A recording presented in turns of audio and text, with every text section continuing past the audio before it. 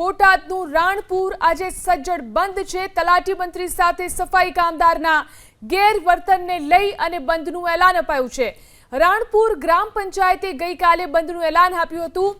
વહેલી સવારથી જ રાણપુર ગામમાં દુકાનો બંધ દેખાઈ રહી છે। તો બોટાદનું રાણપુર ગામ કે જે સજ્જડ બંધ છે, તલાટી મંત્રી સાથે સફાઈ કામદારના ગેરવર્તન લઈ અને આ બંધનું એલાન અપાયું છે।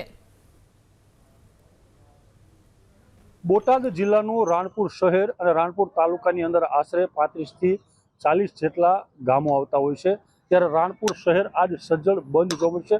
દ્રશ્યમાં જોઈ શકો છો, ગ્રામ પંચાયત દ્વારા ગઈકાલે રાણપુર બંધનું એલાન કરવામાં આવ્યું હતું, જેના પગલે તમામ વેપારીઓ સ્વયંભૂ હાલ અત્યારે બંધમાં જોડાયેલા છે। તમામ દુકાનો વહેલી સવારથી બંધ જોવા મળે છે।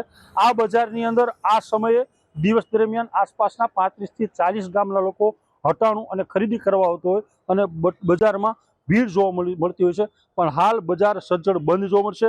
કારણ રાણપુર ગ્રામ પંચાયતની અંદર ફરજ બજાવતા તલાટી મંત્રી રોજકામ અર્થે તેઓ રાણપુરના હુસેની ચોક ખાતે ગયેલા હતા, જ્યાં સફાઈ કામદાર મુકેશ વાઘેલા કે જેમની સાથે બોલાચાલી થયેલી અને મુકેશ વાઘેલા દ્વારા ધમકીભરી ભાષામાં અસભ્ય વર્તન કરેલું, તે પ્રમાણેનો ગ્રામ પંચાયતના તલાટી તેમજ સરપંચના આરોપ પણ છે, જેના પગલે ક્યાંક ને ક્યાંક રોષ અને વિરોધને લઈ હાલ અત્યારે ગ્રામ પંચાયત દ્વારા ગઈકાલે નિર્ણય લેવામાં આવેલો હતો કે 21 ઓગસ્ટને લઈ રાણપુર સજ્જડ બંધ રાખી અને વિરોધ પ્રદર્શન કરશે। તેના પગલે દ્રશ્યની અંદર તમામ નાની મોટી દુકાનો હાલ અત્યારે બંધ છે। માત્ર ને માત્ર મેડિકલ સ્ટોર કે દવાખાના ખુલ્લા છે। તમામ જગ્યા ઉપર હાલ અત્યારે બંધ જોવા મળ્યું છે, જેને લઈ ક્યાંક ને ક્યાંક સફાઈ કામદાર અને તલાટી મંત્રી સાથે ગઈકાલે થયેલ જે પ્રમાણે બોલાચાલી અને ધમકીભર્યા વાતાવરણને લઈ હાલ અત્યારે રાણપુર સજ્જડ બંધ જોવા મળ્યું છે। મહિપાલ વાઘેલા, ABP અસ્મિતા, રાણપુર।